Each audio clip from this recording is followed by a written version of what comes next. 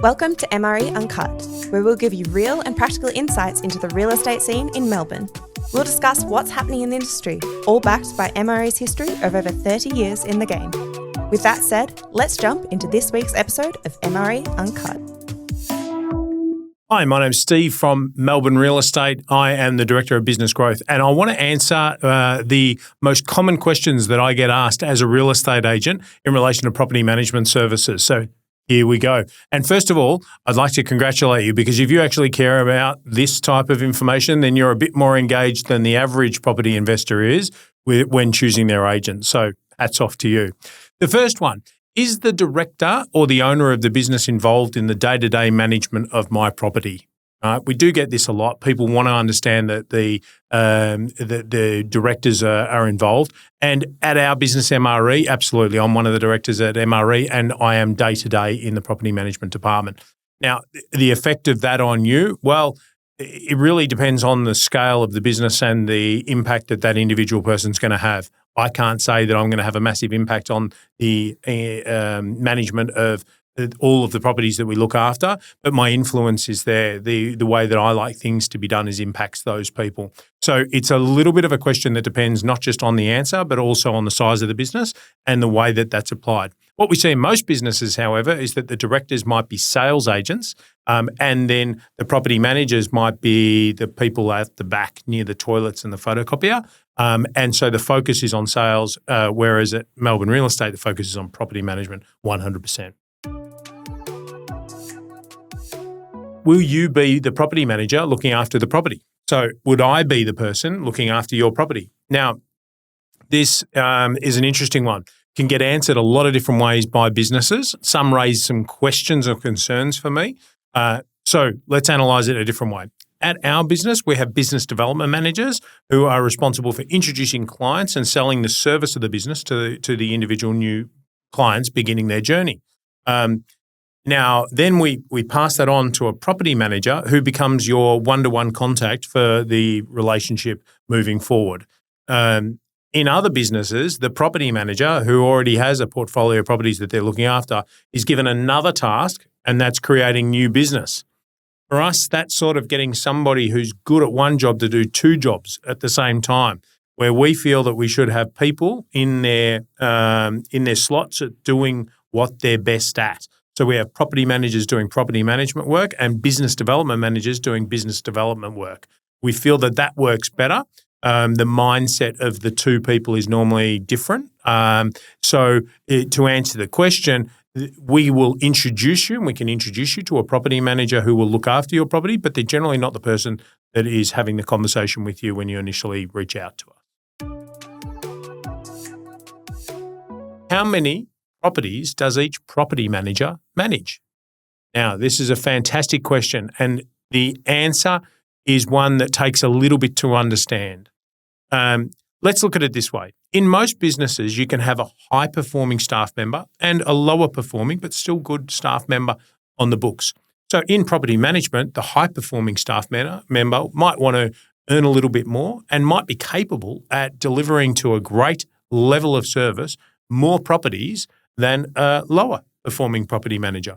The important thing is that they can both deliver great levels of property management service to their clients, regardless of the size of their portfolio. So that's the first thing. The second thing is it also depends as to the structure of the agency. Now, let me explain. Agency A might have a property manager that does new business, leasing, admin, all of the paperwork that might be associated with the role. They do the routine inspections, the whole shooting match. That's number A. B might have a property manager that looks after all of the tenant and owner relationship matters, but they have a new business team that introduces clients to the business. They have a leasing team that goes out and does the open for inspection and introduces new tenants to the properties. They might have an admin team that supports them doing the paperwork that's required. Now, if you look at the roles as individuals and just basket them both as property managers, this property manager over here who has to do all of the work, well, property manager A, I don't think that they could successfully manage as many properties as property manager B. However, Can they both deliver excellent service to their clients? Yes. So it's really important to understand the structure of a business before you make an assumption as to how many property managers how many properties the individual property manager can manage. So how do we overcome this? How do I help you make a decision in relation to that? This is what I recommend. Number one, find out how many properties that office of that business manages. So let's say they manage 500 properties in that agency, in that office. And then you ask how many property management staff they have. Now that would take in the property managers, assistant property managers, leasing consultants, new business, so on. Now, if you can get a ratio of property management staff to properties managed, I think that's a much more accurate statistic on which to base your decision, which is really around how many resources has this agency got and is my property manager going to be stretched. At Melbourne Real Estate, it hovers between about 1 to 67 to 1 to 72 in that we have properties per property management staff member. And we feel that that's the optimum level to be able to deliver good service to our clients and the tenants that are in the properties. So 1 to that 70 approximately. I hope that answers that question for you. Another question we get is about leasing and answering tenants' inquiries and whether or not they're available 6 days a week. So that's a fascinating question. So again, it depends on the structure and the way that the business is operated. So normally, when you look on an advert on realestate.com or wherever it is for a rental property, they have a person and their telephone number. However, often it's assumed that all of these listings are the same and that they are all accessible. It doesn't really work like that. The reality is that sometimes they just put the landline number of the office. Now, obviously, they're available when the office is open, perhaps if they pick up the phone and if there's somebody that can answer your query who's in the office at that time. So that's one opportunity. The second time, they might have a certain person, not just the property management team, but they might have a certain person and they might just give their landline. Well, that, again, might be good if they pick up their phone and they're in the office when you happen to call. Thirdly, they might have a staff member with a mobile number. Well, that helps because if they're out on the road, you might be able to get in contact with them if they pick up again. And then lastly, you might have 2 staff members on an advert. And that's the approach that MRE takes. We have 2 staff members, individuals, on every advert that are available to take your call. Their mobile numbers are listed there. So their responsibility is to get in contact with everybody who makes contact with them, answer the questions that they may have. And if they can't take the call because they're conducting an inspection or something along those lines, then they're to get back to those clients and answer those questions. And those guys work between them 6 days a week, Monday to Saturday. So they're fully available and able to answer tenant questions. How do you handle inspections with tenants? Now, again, this is during the leasing stage, and there's a whole variety of ways to answer this question. If a tenant wants to inspect a property, how do we address that? Agents can do it in a myriad of different ways. I'll go through them with you. First, agents, and if you go on listings, and I encourage you to do this, have a look at the agents in your area and see how they advertise their properties. The first one is they just have no open times and they ask that the tenants call to make a booking or to make an inspection, request an inspection. We don't find that works very well, but it's quite common to see out there. Secondly, we might see people having what we call hidden inspections. And hidden inspections means that if you hunt around on the advert, you might find a link that you can find that might show some inspection times, but they're not advertised open for inspection times as you'd expect, where you look at the advert and it says open Tuesday at 2:10. They're not like that. You've got to sort of search for them through software that is connected to the systems. So they're not as good. You have then advertised open for inspections, but even advertised open inspections, they might be there, but they might be at awkward times.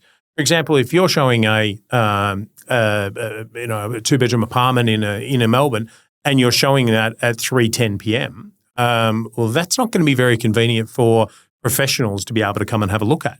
And if they see a time online, what we see from tenants' behaviour is that they see a time online. If they can't make it, They don't bother calling the agent or asking for another time. What they actually do is they just say, oh, I can't make that time, and they hope that the next time they can make. So we don't think that works very well either. However, if you do have open for inspections and you have them at the peak times, this is where it's really interesting. It's a great question to ask an agent. When do you do your open for inspections, and when's your last open for inspection? If you have them at peak times, which is from 5 o'clock to 6:30 p.m., we find it's actually after 6 that we get the maximum number of tenants to come to our inspections, and we hold them right up until 6:30. But from 5 onwards, you get a big jump in attendance rates. At MRE, we do 2 things. We have open for inspections at peak time. We also have open for inspections on Saturdays, but then we also use the booking system, or that hidden link that allows tenants to be able to choose their own time to be able to come and inspect. Now, some agents use that hidden link and they just have one time. MRE has a whole range of times available in that slot. So the devil's in the detail with a lot of this stuff. Comparing agency adverts online is a really good way to assess it and learn how they actually go about showing your property. In relation to managing properties, what we get a question quite often about, what happens if the tenants don't pay? Well, that opens a whole myriad of things. The first one is, why are they there in the first case if they're not financially stable enough to pay the rent? However, there are set procedures that can be followed if a tenant doesn't pay rent. The first one that we look at is communication. So if a tenant hasn't paid their rent, we always get that. Every month we've got thousands of tenants. There's always a few who don't pay their rent when they should. They don't have money in their account when we draw the money out of it. Why? Well, there's a myriad of reasons. The dog needed a operation. The car insurance needed to be paid. Oops, my flatmate forgot to transfer the money into the account that the rent is drawn from. Whatever it is, communication is key. If the agent can reach out to that tenant, clarify what's gone on, communicate that out to the owner quickly, and we're talking same day here, then the problem is resolved. And that's through good communication with tenants. You normally then collect the rent and it's sent through to the owner. It's when the tenants go silent that the problems start to accentuate. And so what we try to look on the basis of, if they've gone silent, they're obviously maybe embarrassed about their financial circumstances. They don't want to talk to us about it because of the fact that they know that they haven't paid the rent and they are reluctant to do it.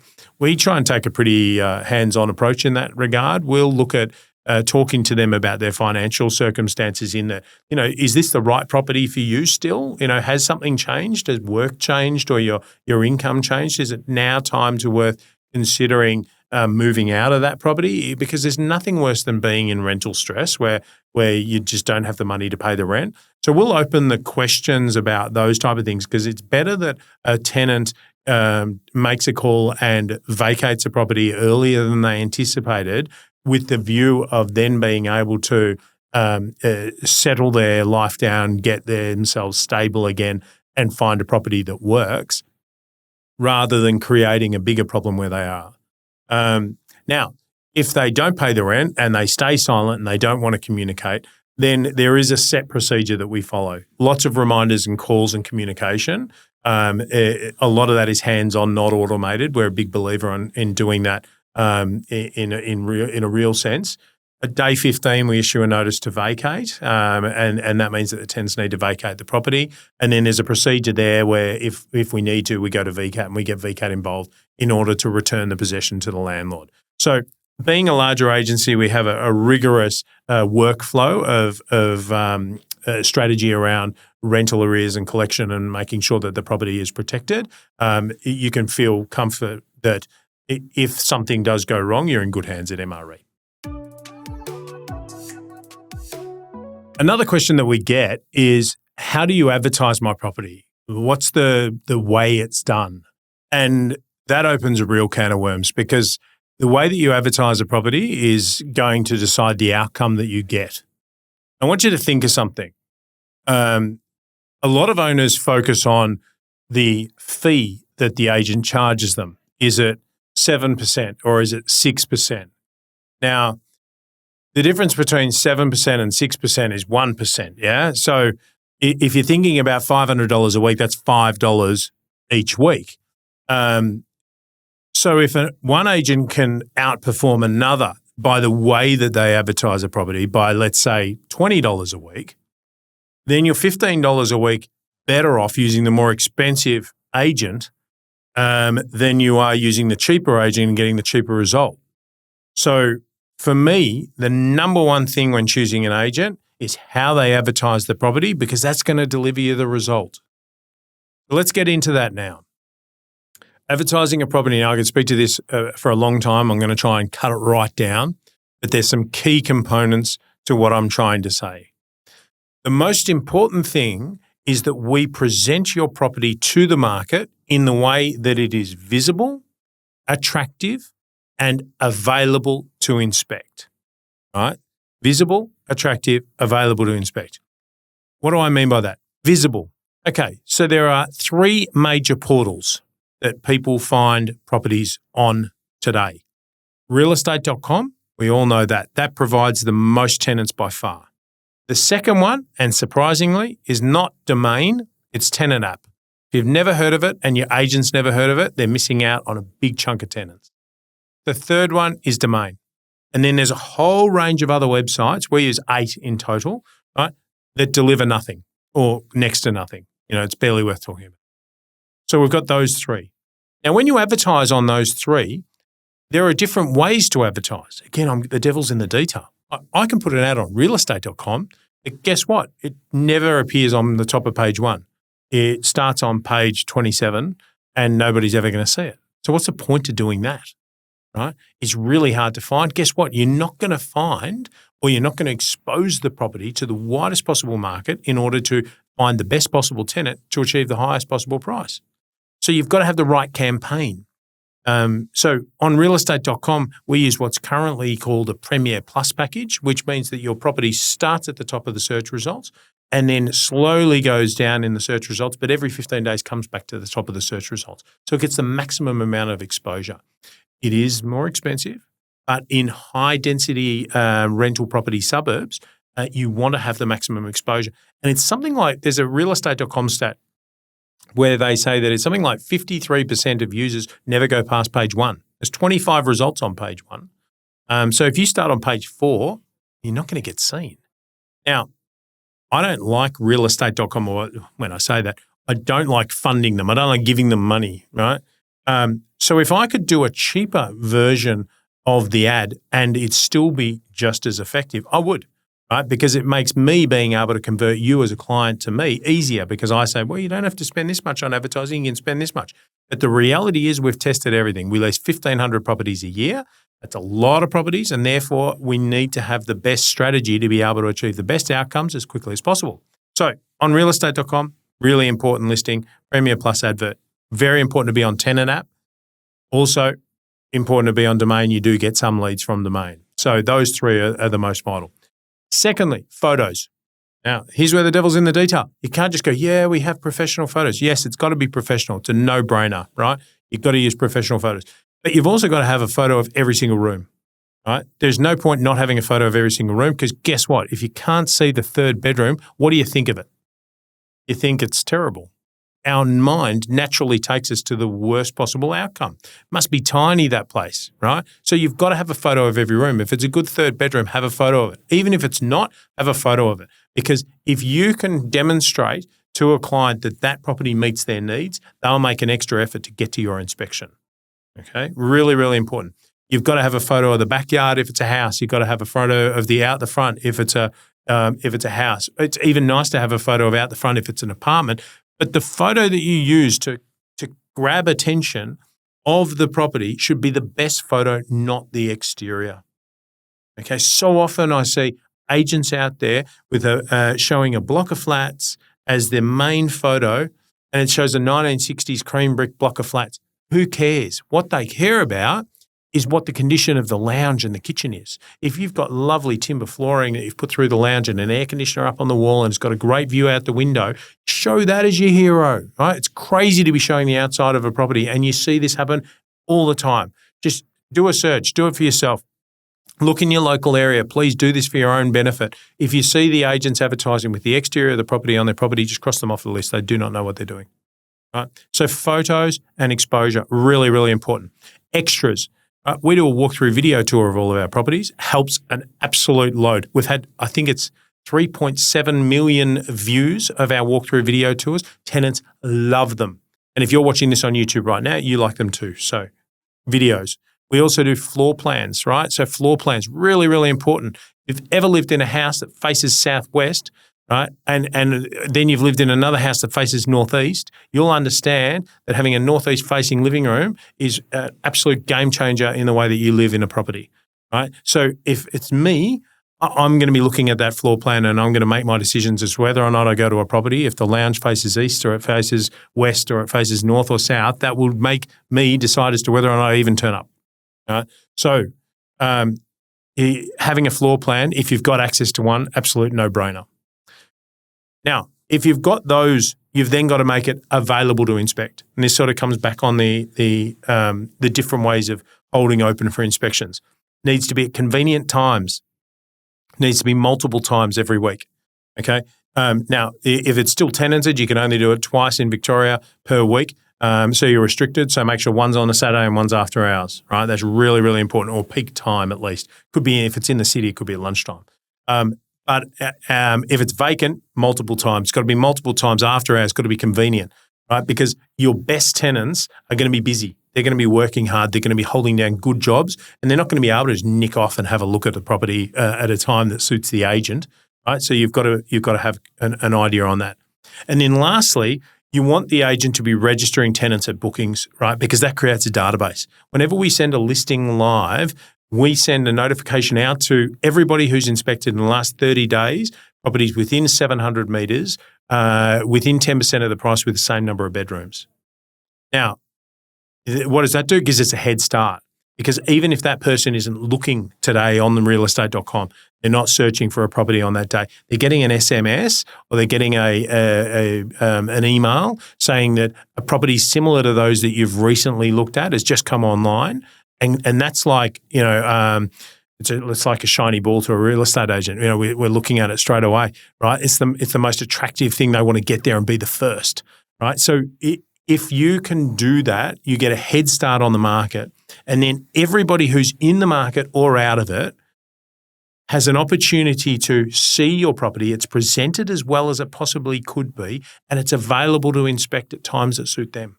Now, if you do that, right, then you get results.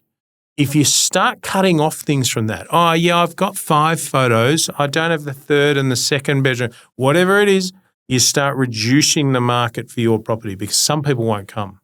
Right? Some people will make a decision to inspect other properties on Saturday morning rather than yours because it wasn't clear to them what they were coming to see. I cannot encourage you more. I've seen the results 1,500 times every year of a good campaign, and I've heard the disaster stories around bad campaigns. And we experience it time and time again where another agent can't lease a property, we pick it up, do some new photos from different marketing heads, gone in a week for more rent than what they were asking previously. Marketing is the issue, right? So please, please, please, please, please, when you're choosing an agent, focus on how they market. Another one we get is, how do you appraise a rental property? Everyone wants to know how much their property's worth. Okay, this is the strategy. We've got access to some fantastic software that can tell us every property that is similar to your own within 1 kilometre or 2 kilometres or 500 metres, I can break it down, that's leased in the past 12 months or forever, with the results of what they've leased for, right? We've got access to that as an agent. That is not public knowledge, okay? Not all agents have access to that. That's good, but what's even better is looking at what's available now, because tenants don't look into the past. When a tenant goes, I need to move out, this is too small, it's very rare that they've been looking for the last 2 months at what other available properties are. They literally go, okay, I've got to find a property, I'm going to take it. And they open up realestate.com and they start looking, right? That's their action. They don't look at past rental results. They look at what is available right now, and what you need to do is compare your property to those. Right? You can do this yourself. You can look at them. Now, the challenge here is a good agent will outperform the market. Makes sense, doesn't it? If you're seeing these listings and they've got photos that have been taken with iPhones showing the exterior of the building and only 3 photos and they're only the common facilities in the property or whatever it is, it's terrible marketing. There's no open times, et cetera, et cetera. But you're not going to get the great result. That's as simple as it is, right?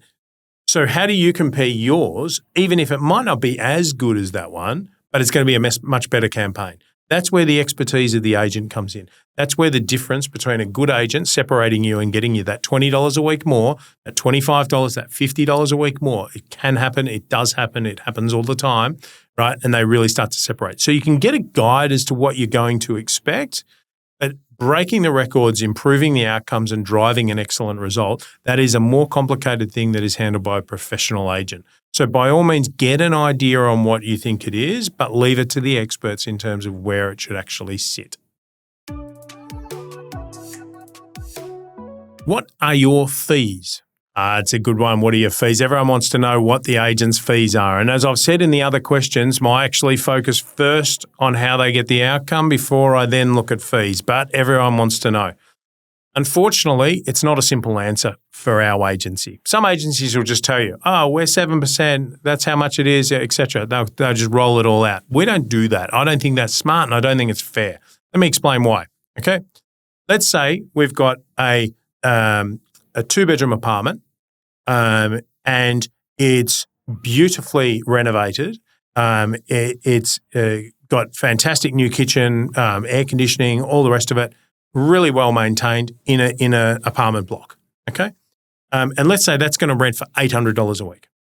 Next door to that, in the same apartment block, is an unrenovated 2-bedroom apartment, okay? They're both the same size. One rents for $800, this one $550, okay? Now, this one's fully renovated, beautiful. This one's well maintained, but just not so beautiful. Doesn't have air conditioning. Call it what it is.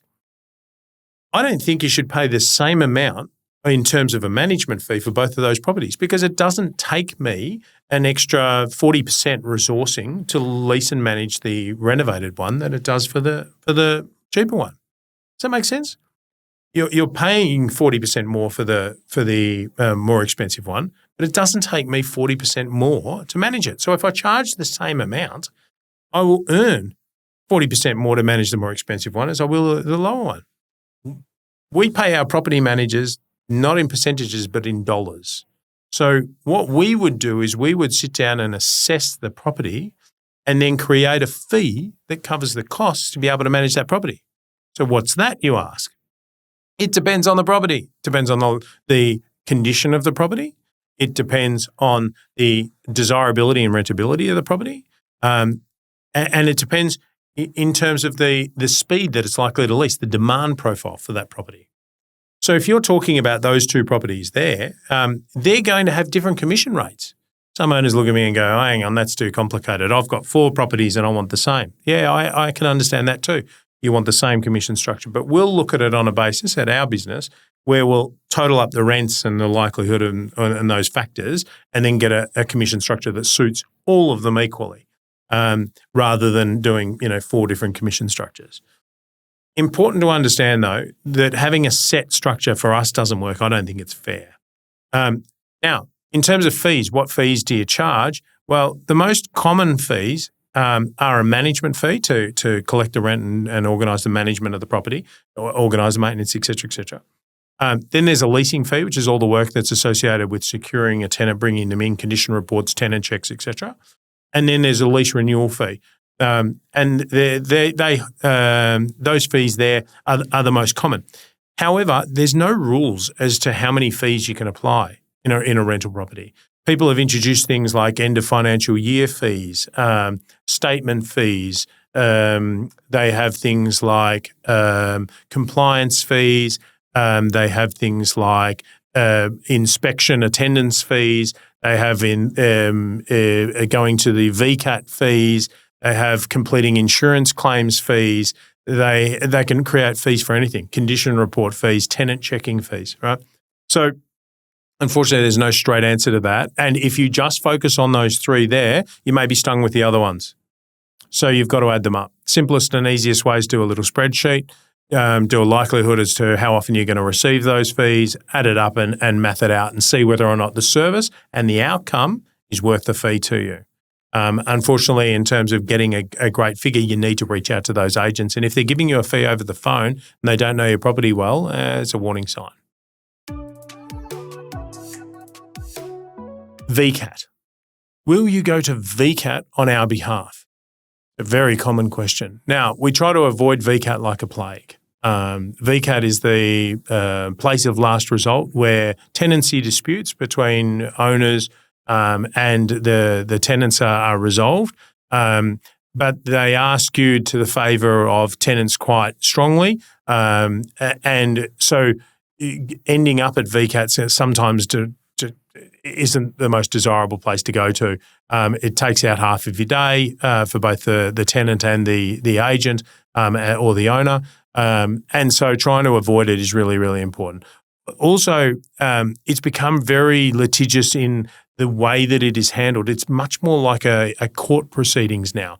The rules of evidence, there's a whole, back when I started, you used to just turn up with your folder and you'd sit there and you'd pull out some old photos and you'd talk to the clients and you'd just have a conversation. Now you're presenting your case. You've got to have evidence to support everything. You've got to have the situational organisation of the status of the landlord, their financial well-being, the whole shooting match, so that you can present it to the member on the day. And if you don't, well, you lose. So more than ever, you need expertise in VCAT. We have an in-house VCAT expert who works with the staff whenever they get to the stage of needing to present at VCAT. But we will attend on your behalf. There is a small charge for attendance on your behalf. That is normally something that is covered by landlord insurance if you have landlord insurance. We recommend that you take out landlord insurance. But the journey of going to VCAT is only one component. The cost of paying someone to attend on your behalf is only one component. The most important component is having the skill set to win at VCAT, and that is something that MRE can certainly bring to the table and works towards the benefit of working with a larger agency as opposed to a smaller agency.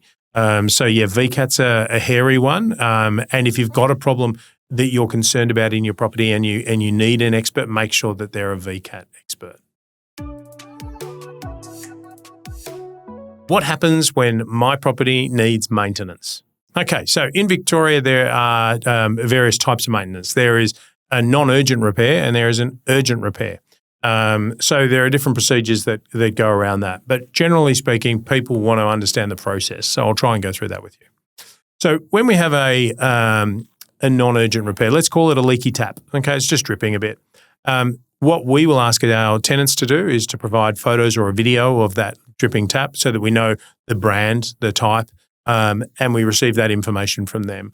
The next thing that we will do is if it's a simple fix, we'll get on the phone to you, we'll flick you an email with that video or that those photos, and we'll say, look, I've just sent you a video. We've got to get a tap fixed. It's dripping a little bit. We've got to get a plumber out there.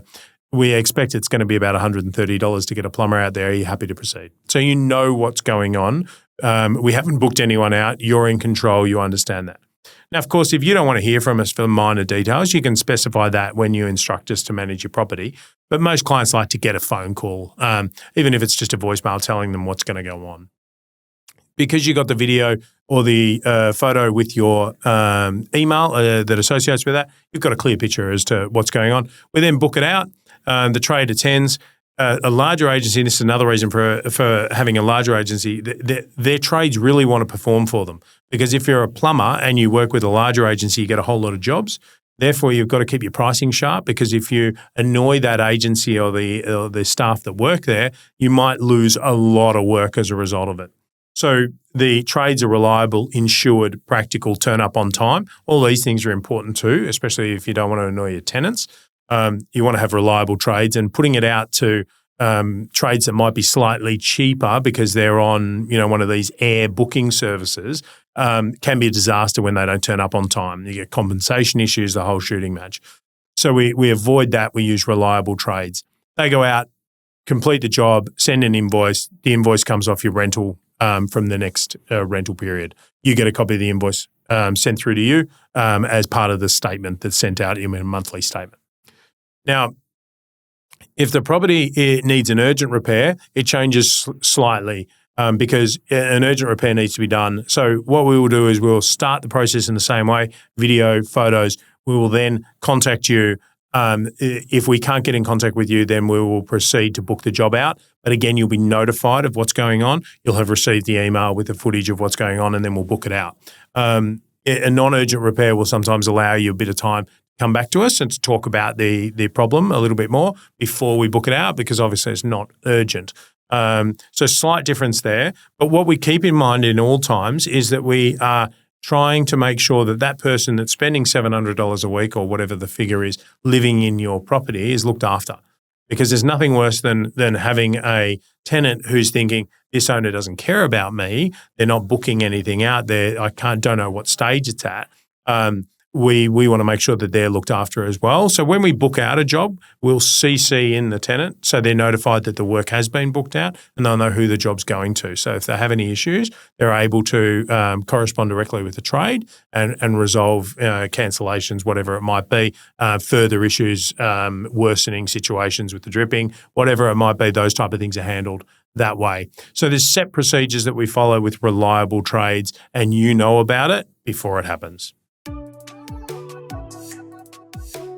Another question we get asked is, what is the vacancy rate in your office? Okay, and the vacancy rate, it's an interesting one because there's no such thing as a vacancy rate. There's no defined meaning of what a vacancy rate is. Some agencies sit there and say, okay, well, a vacant property is a property that has been empty for 7 days. Another one says that it's a property that has been empty now. Another property says that it's a property that's becoming vacant. So you've got to understand exactly what they're referring to. In our office, we look at it as properties that are advertised and don't have a property, don't have anyone living in them. Now it sounds pretty straightforward. Well, it is straightforward to me, but an institute like the Real Estate Institute of Victoria, they don't see it the same way. They actually ask us for the data of vacancy rates each month, and they ask us how many properties you've got sitting there vacant, but then they want us to take away from that any new client that has joined us recently and has their property vacant and searching for a tenant. So even they define things a little bit differently. So what is the vacancy rate? Our vacancy rate, I did the research for the most recent one, and it was sitting at about 1.2% if we exclude the new business, and about 1.5% if we include the new business. How's that compare? Well, the vacancy rate around Melbourne's been hovering between about 1.9 and 2.3% over recent months. So it's favourable to that. I'd always expect that. But the question is a bit of a doozy, because the smaller the portfolio they have, the shorter the sample size that you actually have there. If you've only got 70 properties that you manage and you've only got 3 that are vacant, doesn't necessarily mean that you've got a bad vacancy or a big vacancy. It might mean that for one reason or another, a whole bunch of tenants decided to move out at a certain month. So I'm cautious about the value of that data. What is the process that we follow when a tenant gives notice to vacate? Again, here, the devil's in the detail. Okay, so we see a lot of different agents take a different approach. If you look at legislation, a tenant must give, under most circumstances, 28 days notice to vacate. Okay? So if they give 28 days notice to vacate, the legislation also says that an agent cannot show the property without consent of the tenant until the final 21 days of the tenancy. So that opens an interesting bit. You know 28 days out that they're going to be vacating, but technically you can't force an inspection on the tenant until day 21. So some agents do different things. Some agents go, well, I'm not going to show the property whilst the tenant's in there because it's, it might look a bit grotty and it might be moving in and out, doesn't present its best. I'm just going to wait until it's vacant. Okay, well, that's one approach, but it's a real concern because effectively, if they start showing the property after the tenant's vacated, you've missed out on 28 days of opportunity to try and lease the property before that time. It might be really easy for the agent because they can do inspections wherever they want, and the property's empty, so that there's no concerns about the presentation of it. But it's costing the owner a significant amount of vacancy. Second to that is you've got the agents who say, oh, well, I can't show the property, so I'm not going to advertise it until 21 days. And so they're losing a week of opportunity there. And then they might advertise the property, but then not have it open for a few days. So again, the approach here is really important. We actually call our tenants or speak to our tenants when they give notice. We find out why they're moving because sometimes that's something we can fix. Oh, it's too hot in summer. Oh, okay. Well, if the owner was willing to put in an air conditioner, would you stay? Oh, yeah, that'd be fine. All right. So how about we seek the owner's permission to put an aircon in and you stay there? Those type of things can be solved readily. But if they're moving for one of those reasons that we can't help, then we ask their permission to do inspections earlier than the 21 days. We'll say, look, do you mind if we put an advert up now and start showing the property on Tuesday night? Because we normally find tenants quite quickly, and that will mean that when you're in the midst of moving, we won't have to do inspections, or at least that's hopefully the outcome. And what you generally find is that tenants are pretty open to that. They don't mind having another inspection or two prior to that 21 days, and it gives our clients the full 28 days to source another tenant for the property. When the tenant actually vacates, right, then we actually go out to the property and we compare that condition report that was completed when they moved in to the condition of the property at the time of the inspection. And when we're doing that, we're actually comparing the video that was created originally with what we're looking at the property. And so when we see that, we've got complete transparency as to what it was like and what it is now. And we create another report that we send to the renter and to the owners to give them a complete understanding as to the condition of the property now.